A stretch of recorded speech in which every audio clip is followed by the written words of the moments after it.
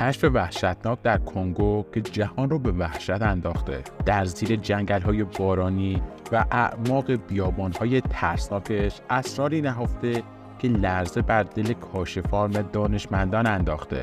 از موجودات عجیب و غریبی که در سایه‌ها کمی کردند تا پدیده‌های غیرقابل توضیحی که قوانین علم رو به چالش می‌کشند.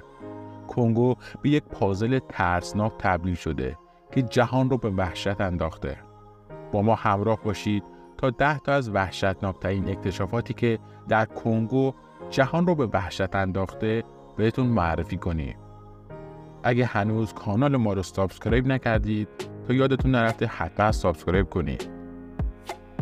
داستان مار غول‌پیکر، افسانه‌های خارق‌العاده اغلب مرزهای باور رو جابجا می‌کنند، اما امروز داستانی رو به شما میگیم که شاید شک و تردید شما رو از بین ببره.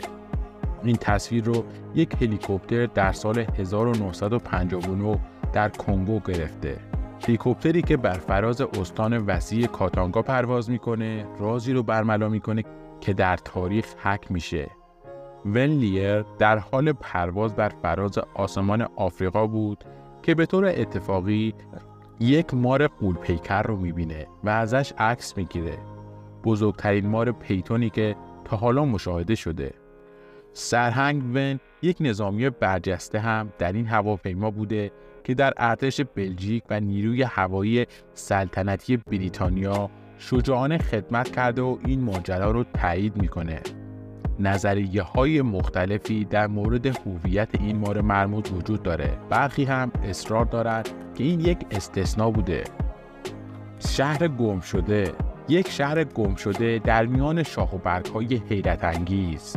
این شهر برای اولین بار توسط کاشفان اولیه اروپایی کشف شد.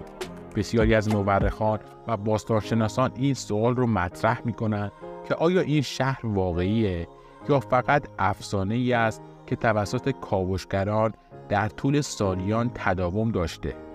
در طی این سالها ماهواره‌ها و فناوری‌های پیشرفته ردهایی از بقایای زینک رو نشون دادند و باستانشناسان هم مصنوعات و سازه‌هایی رو کشف کردند که نشون میده تمدن بسیار پیشرفته‌ای در اونجا بوده.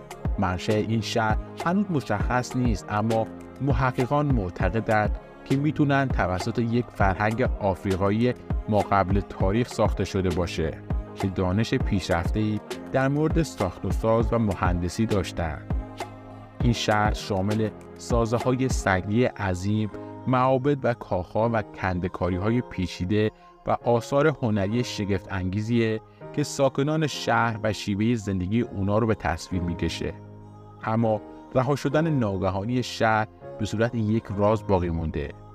برخی نظریه‌ها یک فاجعه طبیعی مثل سیل یا طوفان یا فوران آتشفشان خبر میدن که باعث ویرانی در این شهر شده، اما این شهر همچنان به صورت یک معما محققان و ماجراجویان رو به خود جذب میکنه تا در اعماق جنگل کنگو به دنبال پاسخ باشند.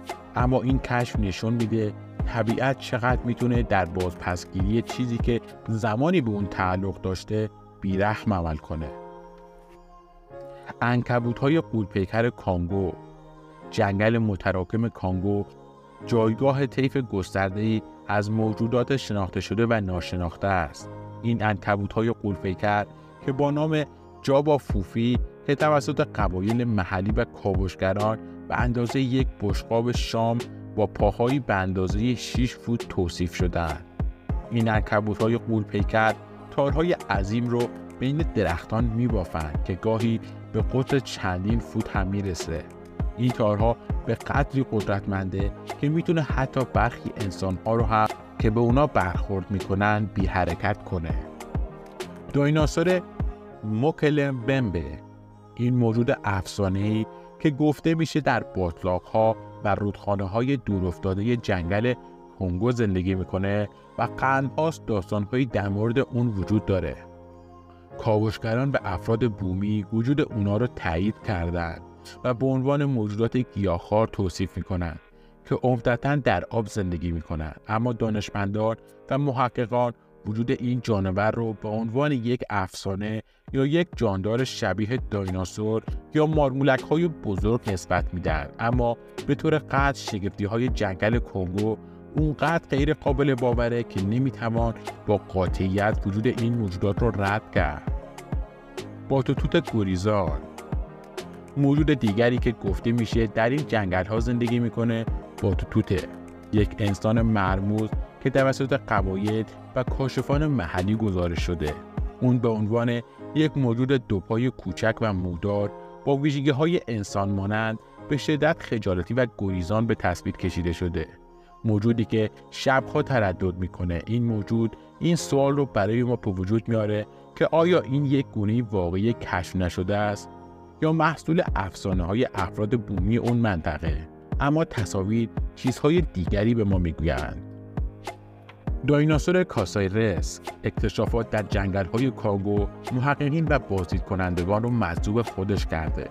کاسایرس موجودی که یک شکارچی بزرگه و در مناطق دورافتاده جمهوری دموکراتیک کنگو پرسه میزنه. جانور ترسناک و دوپا که بدنی قدرتمند و دندانهای تیز داره که میتونه گوش رو به طرز وحشیانه‌ای پاره کنه.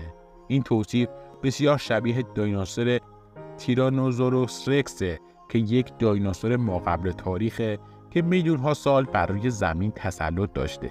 بسیاری از بومیان این منطقه ادعا میکنند این موجود رو به تازگی دیدن و اونو به این شکل توصیف میکنند: شکارچی‌های بی‌امان که هم در انسان‌ها و هم در حیوانات به طور یکسان وحشت رو القا میکنند.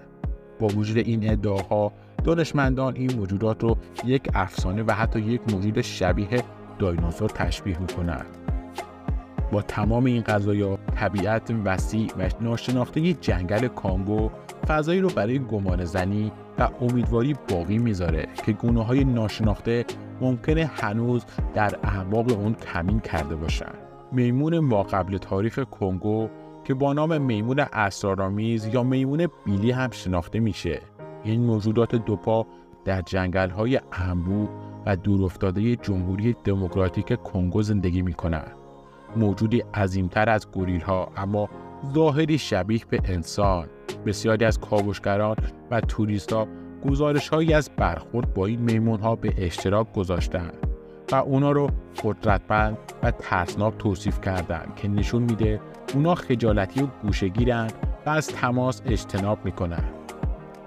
برخی مورخان حدس میزنن این موجود میتونه یک جمعیت باقی مانده از گیگانتوپیتکاس که میلیون‌ها سال پیش منقرض شده بودند که در آسیا هم کشف شده بودند باشد.